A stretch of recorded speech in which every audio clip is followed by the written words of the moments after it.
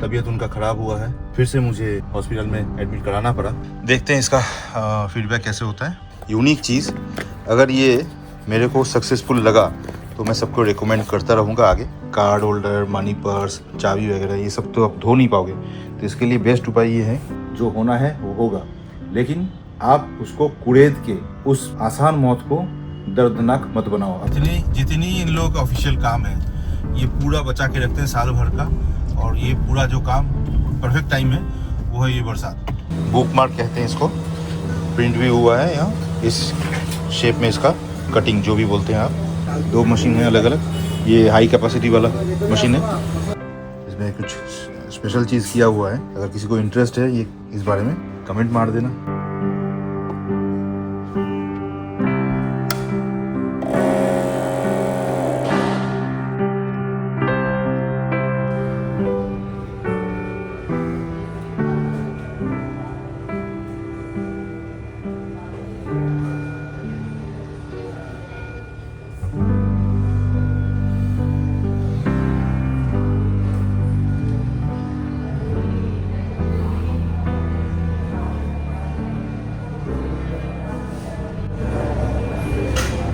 Doctor आए हैं किसी में, आईसीयू में, बात करके जाएंगे।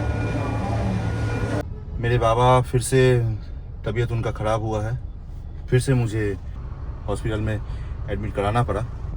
और इस हॉस्पिटल में मैंने कम से कम बाबा को लास्ट 2 साल में फ़िलहाल 4 बार हो चुका है उनको मैंने यहाँ एडमिट करवाया। इस बार का प्रॉब्लम थोड़ा अलग है, चेस्ट में, लंग्स में खासकर पानी थोड़ा फ्लूइड जम चुका है, तो फ्लूइड भरने के वजह से निमोनिया, तो वो कुछ एक टाइप का हो चुका है। तो कल रात को मैंने, कल पूरा दिन मेरा एक्चुअली इस हॉस्पिटल में गुजरा था। मैं सुबह जल्दी घर से निकल के बाबा के पास जाके गाड़ी से, मैं अपनी गाड़ी से उनको किसी भी तरह लेके इस हॉस्पिटल में आ चुका था। यहाँ एडमिट कल करवा दिया था। तो उसके बाद डॉक्टर्स आए, फिर 2-3 डॉक्टर आने के बाद उनका टेस्ट, बहुत सारा टेस्ट हुआ। तो वो चक्कर में चलते चलते सुबह 11 बजे से 12 बजे से रात को हो चुका था करीब 9:30 बजे। मैं यहाँ 9:30 बजे से शायद लास्ट निकल चुका था यहाँ से। आईसीयू में कल भर्ती थे बाबा। तो आज भी सुबह मैं उनसे मिलने आया था, और फिलहाल डॉक्टर ने सलाह ये दी है कि थोड़ा स्टेडी है तो आईसीयू से निकाल के नॉर्मल जनरल बेड में डाल देंगे उनको। नॉर्मल बेड में उनको ट्रांसफ़र करते करते, शिफ्ट करते करते शाम हो जाएगा। और मैं साथ में ये कंपटीशन के लिए, प्रैक्टिस के लिए किट भी लाया हुआ था, पिस्टल के लिए। अभी बजा हुआ है दोपहर के 12:50। मैं थोड़ा अपने क्लब होके, राइफल क्लब होके थोड़ा प्रैक्टिस करके निकलता हूँ। जहन में कुछ है, अब वो हो पाएगा कि नहीं मुझे पता नहीं। अगर हो पाया तो आपसे शेयर करूँगा, नहीं तो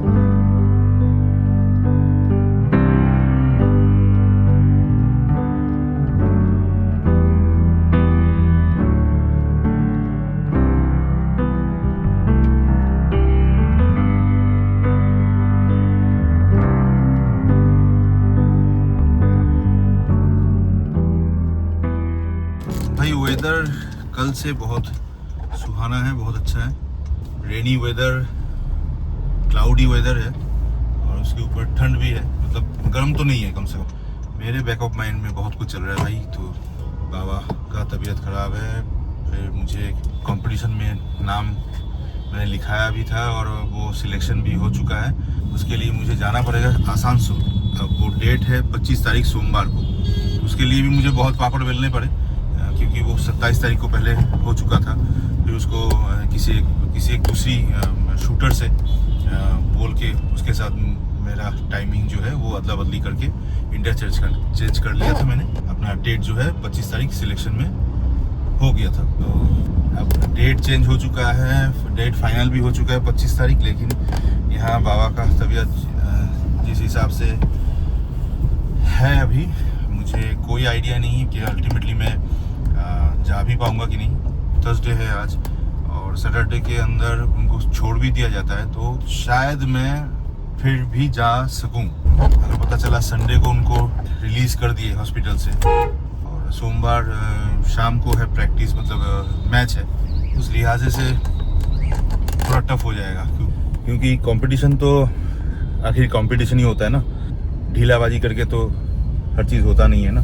तो हर चीज़ का एक टाइम होता है, एक सादगी होता है, तो वो मेंटेन करके आपको एक कंपटीशन में उतरना इतनी आसान बात तो है नहीं। तो अगर बाई संडे सुबह बाबा को अगर हॉस्पिटल से रिलीज़ कर दिया जाता है तो ही मैं आगे सोचूंगा जाने के लिए, क्योंकि अगर संडे नहीं जा पाया मैं तो मंडे के लिए मैं किसी भी हालत में मंडे निकल के मंडे कंपटीशन के लिए नहीं नाम दूंगा, मतलब उतरूंगा नहीं। उससे अच्छा नहीं होगा तो भी अच्छा है, क्योंकि कोई फ़ायदा नहीं है, बेकार अपना नाम और क्लब का नाम पर बदनाम करना जो भी है। लेकिन प्रैक्टिस अगर बीच में हो जाता है तो अच्छा था, क्योंकि मैं लास्ट संडे को ही प्रैक्टिस कर पाया था, उसके बाद इस संडे को कोई क्लब में रहेगा नहीं और प्रैक्टिस हो नहीं पाएगा। तो जाहिर सी बात है, अगर कंपटीशन में बाई चांस उतरने के लिए जाने के लिए मुझे संडे निकलना पड़ा तो उससे पहले कम से कम 1 या 2 शेड्यूल एक प्रैक्टिस होना चाहिए कम से कम। क्लब की ओर ही जा रहा हूँ, देखते हैं अगर आधा 1 घंटा भी प्रैक्टिस हो जाता है तो भी थोड़ा क्या होता है, हाथ को और ब्रेन को थोड़ा सेटलिंग डाउन के टाइम मिल जाता है। तो ऐसे टाइम पे शायद आप लोगों को ऐसा लगे बाबा का तबीयत ख़राब है, वो हॉस्पिटल में भर्ती है और मैं जा रहा हूँ अपना कंपटीशन लड़ने। नहीं भाई, मैं कंपटीशन लड़ने नहीं जा रहा हूँ। मैं फोन भी आ रहे बहुत कल से, बहुत लगभग पहुँच ही गया हूँ क्लब। देखता हूँ रेंज खाली भी है कि नहीं, क्योंकि सबको भी लास्ट मोमेंट में प्रैक्टिस चाहिए, तो सब लोग आ भी जाएंगे इतना। देखते हैं, आज है 21 तारीख 21 अगस्त और कंपटीशन स्टार्ट होगा 25 तारीख से, 25 अगस्त से 31 अगस्त तक आसनसोल में 57th state level championship, shooting championship. तो उसमें मेरी एक हिस्सेदारी है और मैं 10 मीटर एयर पिस्टल में अपना नाम दर्ज करा चुका हूँ। तो मैं कोशिश करूँगा ये ब्लॉग अभी हफ्ते में 2 या 3 ब्लॉग डालने की, डेली हो नहीं पाएगा। किसी को अगर पसंद आया तो एक लाइक कर दीजिएगा। क्लब पहुंच चुका हूँ, कलकत्ता राइफल क्लब। इकोनॉमी, हे भगवान।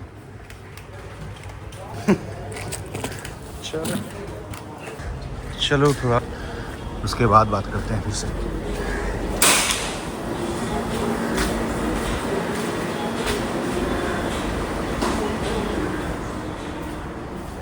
रेंज पूरा खाली।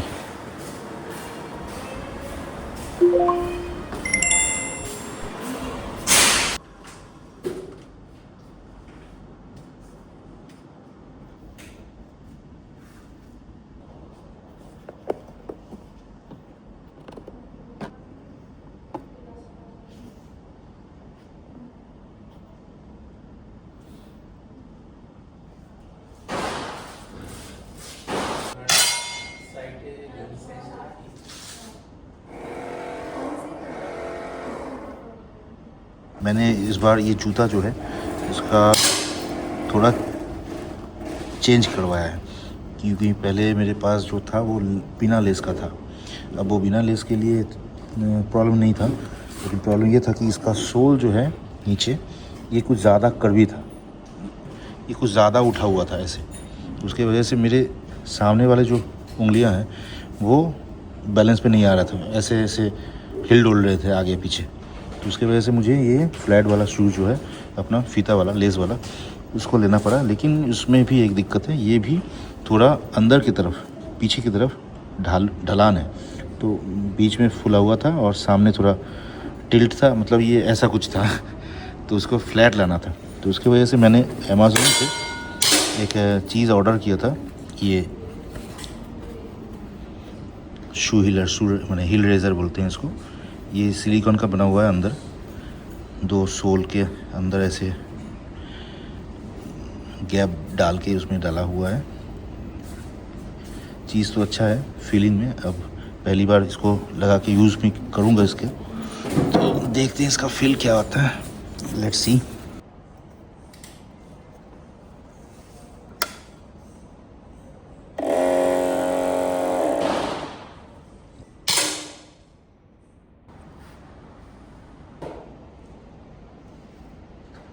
ये ऊंचे सोल्स के लिए थोड़ा पैर में मुझे दर्द हो रहा है सामने उंगलियों में, तो इसका मतलब ये है कि ये फुल सोल लगाना पॉसिबल नहीं है, नहीं लगाएंगे फुल सोल। तो इसको थोड़ा हाइट कम करेंगे और छोटा वाला हाफ सोल लगाएंगे।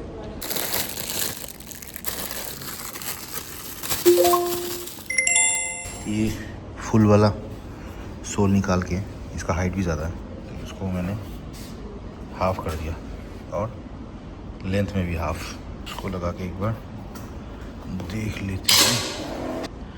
एक पैर में लगा लिए हैं, इसको भी लगा के यूज़ करके देखते हैं। 3:40 हो चुका है और मैं अभी प्रैक्टिस किसी भी तरह करके निकल रहा हूँ यहाँ से।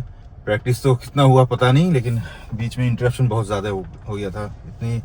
इतने सारे फ़ोन आ रहे थे हॉस्पिटल से, कस्टमर तो फ़ोन कर ही रहे हैं, लगातार फ़ोन आ रहा है। फिर आईसीयू से भी फ़ोन आया था, पापा को शिफ्ट किया जाएगा जनरल बेड में, उसके अकॉर्डिंग मुझे भी थोड़ा कंसेंट देना था। डॉक्टर भी बता के गए थे कि उनको शिफ्ट करवाना है। इस मेंटल स्ट्रेस में जैसे मेरे प्रैक्टिस हो रहे हैं, जो नमूना दिख रहे हैं मुझे, उसमें मुझे वो कंसंट्रेशन ही मिल नहीं पा रहा है। शायद आप लोग समझ भी रहे हो। और बूंदा बूंदी बहुत देर से हो भी रहा है। एक डिप्रेशन में है, वो चल रहा है। मैं भी डिप्रेशन में हूँ और वेदर भी डिप्रेशन में है। अभी जल्दी जल्दी नहा लेंगे, लंच करके देखते हैं कितनी जल्दी निकल पाते हैं। इंशाल्लाह भी जाना है मुझे ऑफिस, अपने बॉडी परमिट नहीं कर रहा, बहुत टायर्ड फील हो रहा है बहुत भाई। कल मैंने ये 2 चीज़ एक्चुअली मैं दिखा रहा हूँ, वो भी ये 2 चीज़ मैंने अमेज़ोन से मंगवाए हैं। ये है एक फ़ोन स्टैंड मैगसेफ का, मतलब मैगसेफ वाला वैक्यूम सेक्शन वाला मैग्नेटिक ब्रैकेट लेके एक फ़ोन स्टैंड, जिसको आप 360 घुमा सकते हैं। गाड़ी लेके अपना टूर करते हैं तो उनको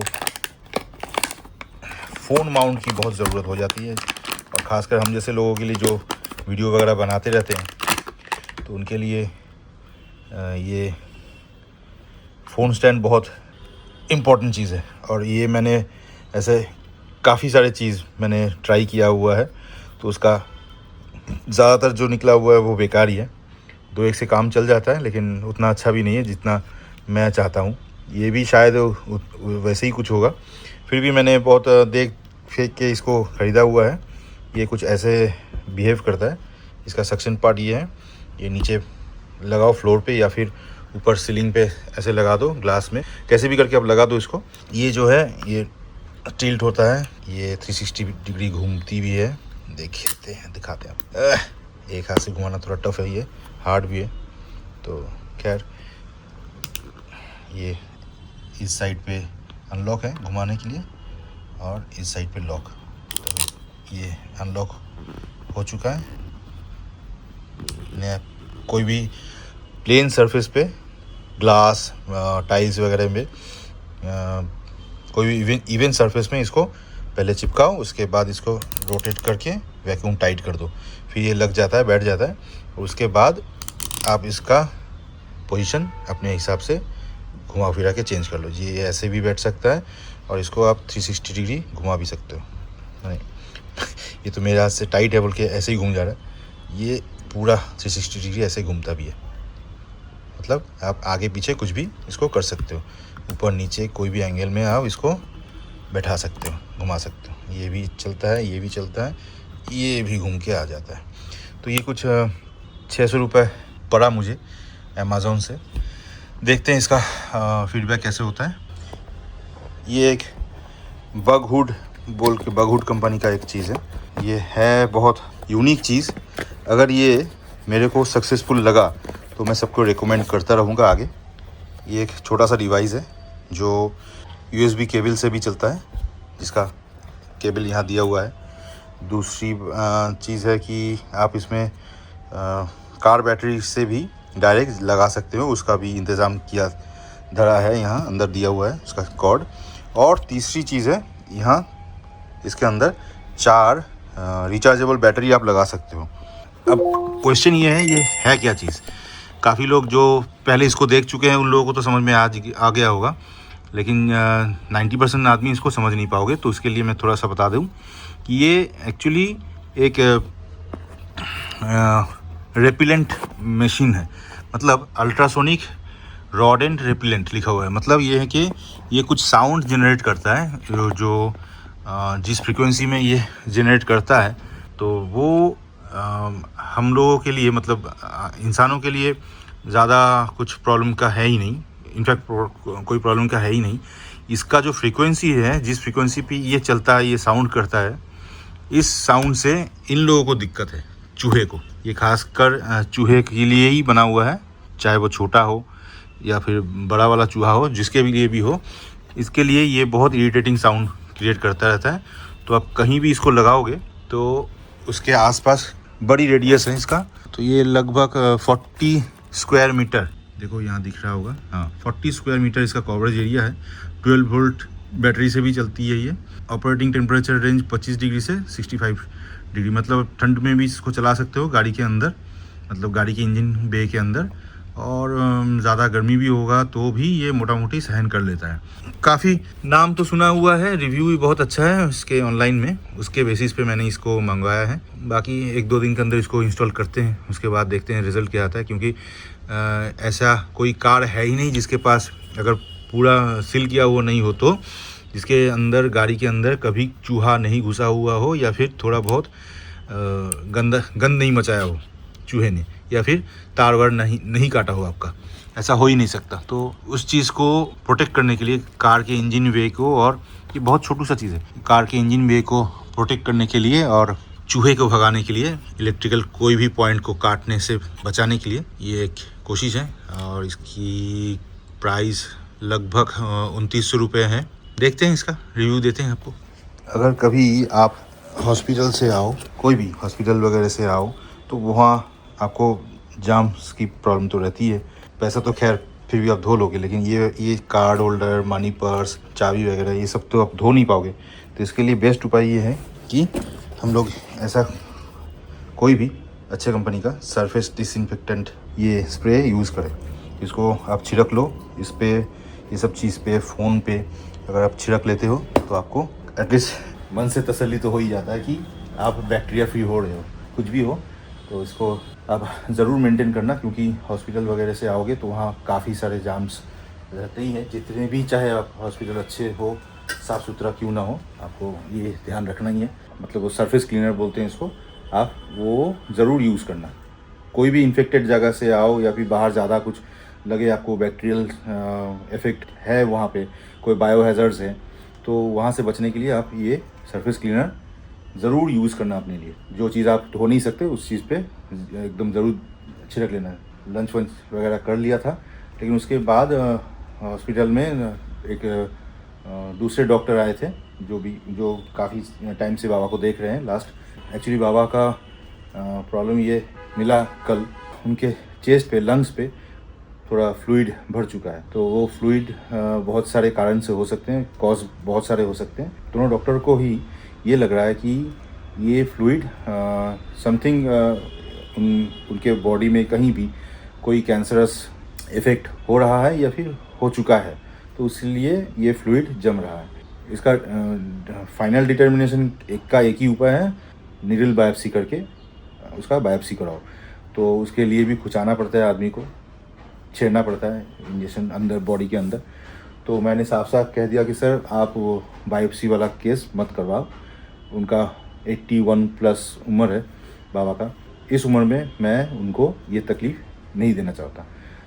आप लोग कहोगे कि कुछ भी कह सकते हो, लेकिन मैं जानता हूँ अगर कैंसरस हो या ना हो, आप बायोप्सी करवा लिए एक बार तो आप 60% उस पेशेंट से अपनी कंट्रोल खो चुके हो। मैं जो कह रहा हूँ बहुत जिम्मेदारी के साथ कह रहा हूँ, बहुत समझ के ही कह रहा हूँ। बंगाल के साइड में जब भी कहीं भी कोई भी डॉक्टर आपको कहे कि ये मुझे कैंसरस लग रहा है, मुझे बायोप्सी करना है, तो तुरंत मत करवाओ। इंस्टेड ऑफ आप कहीं अच्छे जगह से, जैसे एम्स वगैरह है कि या फिर दिल्ली में है, वैसे कोई अच्छे डॉक्टरों की फिर से 2 बार या तीसरी बार भी सलाह लो पहले, उसके बाद सोच के बताना। फिर भी मैं कहूँगा बायोप्सी करना है तो उम्र उनका 60 प्लस हो चुका है तो मत कराओ। उस फेज से उनको ना गुजारो तो ही अच्छा है। जो होना है वो होगा, लेकिन आप उसको कुरेद के, आप उसको पोक करके उस मौत को, आसान मौत को दर्दनाक मत बनाओ। अपने अंत जीवन के लिए, अपने एंड टाइम के लिए उसको दर्दनाक मत बनाओ। ये मेरा सिंपल फंडा है। और मैं ये बात जानता हूँ, बाबा का ये प्रॉब्लम है लगभग 2018 साल से, 2018 से ये मुझे पता है इनका कुछ कैंसरस प्रॉब्लम है। अब वो मैं डिटेल्स में नहीं जा रहा हूँ, लेकिन उनका ये प्रॉब्लम है, मुझे पता है। उसके वजह से शायद कुछ प्रॉब्लम ज़्यादा हो भी सकता है, लेकिन जो दर्दनाक प्रॉब्लम उसको झेलने के लिए, उस बायोप्सी के लिए, उसके बाद उसका केमोथेरेपी हैन तैन, वो जो भी है ना अगरम बगरम, वो करने के प्रोसेस में आदमी और मरा जाता है, मरने से पहले मर जाते हैं। तो वो मुझे देखना नहीं है, अपनों को उस तकलीफ में मुझे देखना नहीं है, चाहे उसके लिए कुछ भी छोटा मोटा सेक्रीफाइस करना क्यों ना पड़े। तो मैंने भी डॉक्टर को वही बता दिया। तो डॉक्टर ने बोला कि ठीक है, इसके ऑल्टरनेट में एक और काम हो सकता है कि एक स्पेशल दवा है जिसके लिए कोई साइड इफ़ेक्ट नहीं होगा। मैंने पूछ लिया तो वो मैं चलवा सकता हूँ। अगर वो ठीक रहा तो उसके लिए बाबा का रिकवरी ज़्यादा जल्दी होगा। तो जो भी है देखा जाएगा, आगे ऊपर वाले की इच्छा। 2-3 जन मुझे कमेंट किए थे, व्हाट्सअप भी किए थे कि आपका पुराना ऑफिस बहुत दिन से देखे नहीं है, प्रिंटिंग हाउस हम लोगों ने बहुत दिन से नहीं देखे, तो एक बार दिखाओ। तो मैं अभी ऑफिस ही जा रहा हूँ, तो सोचा लगे हाथ उसको दिखा भी दूंगा। लेकिन उससे पहले, बरसात का भारी टाइम है, बहुत भारी भरकम पानी हो रहा है बाहर, मैं हाफ पैंट पहन के निकल रहा हूँ। चलो, और ये स्लीपर डाल दिया मैंने।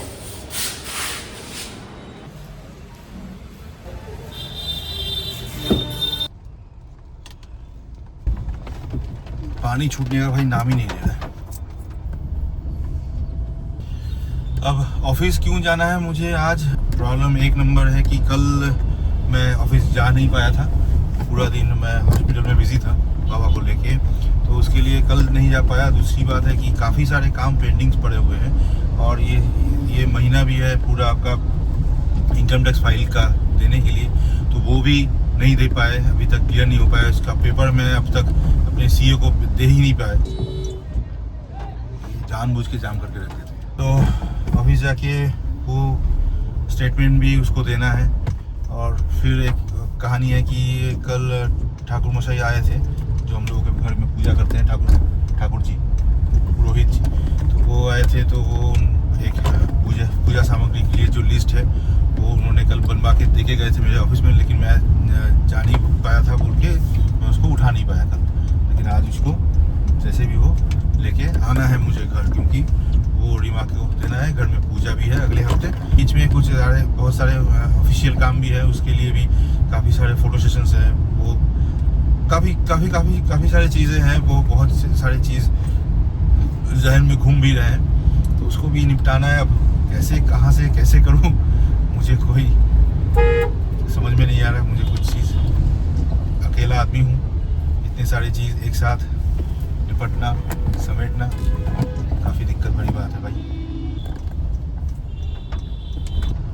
बाहर के स्टेट के तो मुझे इतने आइडिया है नहीं, इतनी आइडिया कि वहाँ सिटी के अंदर कैसे क्या चलता है। लेकिन भाई कोलकाता में तो बहुत प्रॉब्लम है, बहुत दिक्कत है। आपको हर जगह टोटो और ऑटो वाले, टोटो मतलब यहाँ टुक टुक को बोलते हैं टोटो, तो वो टोटो वाले आपको परेशान करके मार देंगे, गाड़ी चला देंगे आपके गाड़ी के ऊपर। ये लोग किसी की नहीं सुनते, ना पुलिस की, ना पब्लिक की, ना कुछ, खाली अपनी मनमानी करते रहते हैं, अपनी सुनते हैं, इन लोगों को कुछ परवाह नहीं है। तो यहाँ बहुत ध्यान से भाई, कोलकाता में गाड़ी चलाना मतलब बहुत ध्यान से चलाना पड़ता है आपको। थोड़ा सा भी चूक गए तो गए काम से, गाड़ी ठुकेगी, चोट लगेगा, गाड़ी का हर्जाना तो आपको भरना ही है। उल्टा जो ठोक देगा आपको, चाहे वो टोटो हो या फिर ऑटो, वो आपसे हर्जाना भरवाएगा। आप ज़्यादा इधर उधर की बात कर लोगे या फिर ज़्यादा टेटियागिरी कर लोगे उन लोगों के साथ, गुंडागर्दी वाला यूनियन है, सब लोग आपको एकदम घेर के एकदम जो बजाना है बजा देंगे आपका। बहुत सावधानी से चलाओ यार, यहाँ ये कलकत्ता है भाई, सीधी जगह तो है नहीं। देखो 2 जगह से उल्टा लगा हुआ है ठेला, फिर ये गाड़ी दाहिने से आ रहा था, 2 जगह पार्किंग किया हुआ है टू साइड में, नोकीला चीज़ निकल के बाहर लेके आ रहे हैं। कुछ भी कहीं भी कहीं से भी कुछ भी हो सकता है यहाँ, कोई भरोसा नहीं भाई। और ये वन वे है, उल्टे साइड से ऑटो आ रहे थे। शायद आप लोगों को कैमरे में समझ में नहीं आए, लेकिन कोलकाता के गली के अंदर, नुक्कड़ के अंदर आपको रोड्स बहुत घटिया मिल जाएंगे। अभी इतने घटिया हैं कि बहुत से इतने ख़राब हैं कि आप बोल भी नहीं सकते मुंह से। इतना खड्डा बड़ा हुआ है, पानी जमा हो जाता है थोड़ा सा भी पानी होने से। यहाँ खोद के रख दिए, वहाँ खोद के रख दिए। और जितनी इन लोगों का ऑफिशियल काम है ये पूरा बचा के रखते हैं साल भर का। और ये पूरा जो काम परफेक्ट टाइम है वो है ये बरसात। जितने भी रोड्स हैं छोटे मोटे सबको खोद खाद डालेंगे। तो रोड की हालत भाई बहुत ख़राब है, बहुत खस्ते हैं। चलिए पार्किंग मेरा हो चुका है यहाँ। अभी बजा हुआ है 6:30 शाम के। अभी सीधा ऑफिस चलते हैं।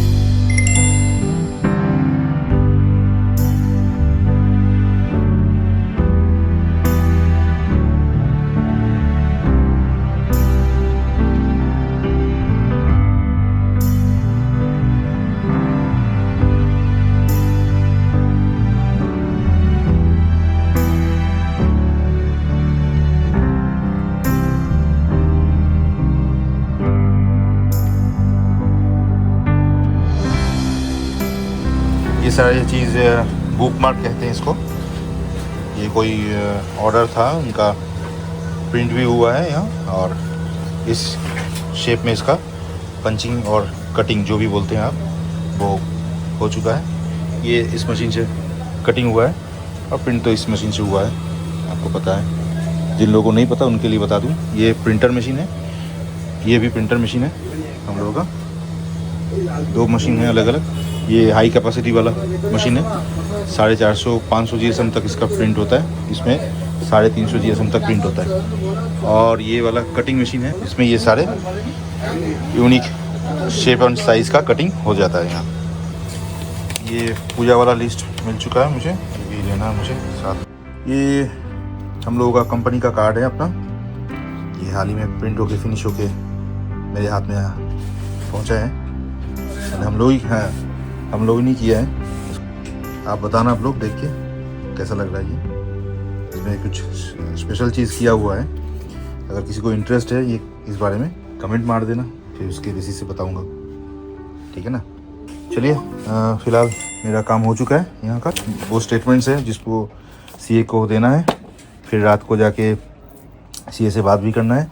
ये और एक कैटलॉग है।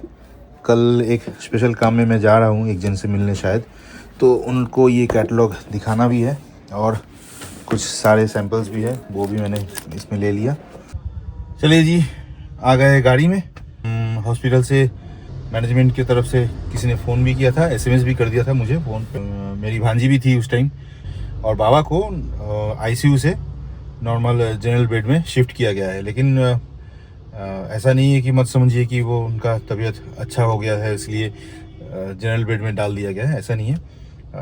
उतना सीरियस नहीं है, उनको शिफ्ट किया गया है। आगे 2-3 दिन और ऑब्जर्वेशन में कम से कम रहेंगे वो। उसके बाद कुछ डिसाइड होगा कि उनको छोड़ा जाएगा कि नहीं जाएगा। अगर घर में रख के उनका आगे का ट्रीटमेंट कंटिन्यू करना पॉसिबल हो जाता है तो ही उस बेसिस पे उनको डिस्चार्ज किया जाएगा हॉस्पिटल से।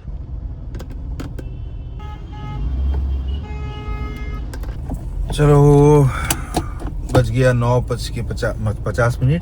मेरे सीए से जो मीटिंग, उसको जो डॉक्यूमेंट वगैरह या फिर पेपर्स वगैरह देना था वो मैंने दे दिया। अभी तक काम मेरा ख़त्म हुआ नहीं है। अभी भी घर जाके फिर मुझे जीएसटी वाले सीए बाबू से बात करना है। ख़त्म नहीं होते भाई काम। और इधर बाबा का तबीयत भी ख़राब है, यहाँ ऑफिस के काम भी है, प्रेशर मिला जुला के अच्छा ही चल रहा है भाई। दिन कब शुरू होता है और कब ख़त्म हो जाता है पता ही नहीं चलता। फिर कुछ एडिट भी करना है, उसके लिए भी थोड़ा टाइम देना है। ये एक आदमी इतना काम कैसे कर लेगा भाई, कैसे कर लेगा। घर आ गया मैं, और ये गाड़ी के ऊपर कुछ अनवांटेड चीज़ गिर चुका है, तो उसको पानी लगे हुए हालत में ही मैं उसको पानी डाल के थोड़ा साफ़ करके रख देता हूँ। नहीं तो ये जैसे ही पानी सूख जाएगा शेड के अंदर, ये दाग धब्बे जो है वो पूरा बैठ जाएगा। और इसको यहाँ से पानी भर के इस पानी से फ़िलहाल इनको नहला लेंगे। चलो मोटा मोटी काम हो गया, अच्छे से सफाई हो चुका है। भीगा हुआ था बॉडी, इसीलिए थोड़ा सा पानी मारते ही अपना काम बन गया है, पूरा जगमगा गया है। गाड़ी को गैरेज करते हैं, फिर ऊपर चलते हैं।